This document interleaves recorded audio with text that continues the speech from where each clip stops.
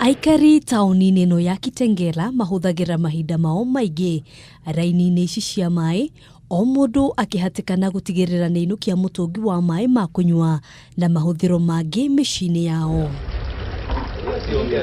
Rĩu makaya ma aikari aya nĩ maiguĩtwo.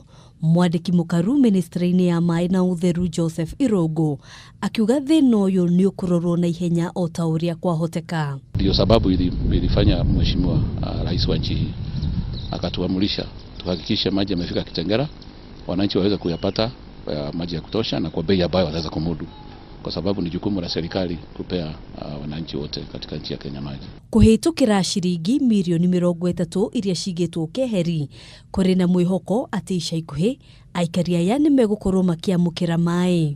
Tayari tuna pipeline ambayo inatoka huko Nairobi, kocha ng'ombe huko mpaka wa Nairobi na Machakos, unakuja mpaka hapa pahali ambapo tumepata maji yanauzwa hapa kwa IPZD.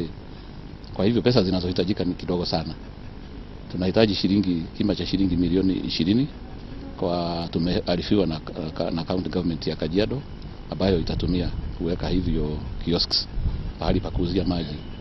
Kambuni ya maai ya Nairobi Water unyitanĩri-inĩ na kambuni ya Mavoko Water nĩcio cihetwo wĩigĩrĩrĩki ũyũ wa gũtigĩrĩra aikari aya nĩ mariamũkagĩra maaĩ. Kila mtu ana jukumu lake na kila mtu akifanya hilo jukumu, wiki tatu tumerudi hapa kufungulia wananchi wa Kitengela maji.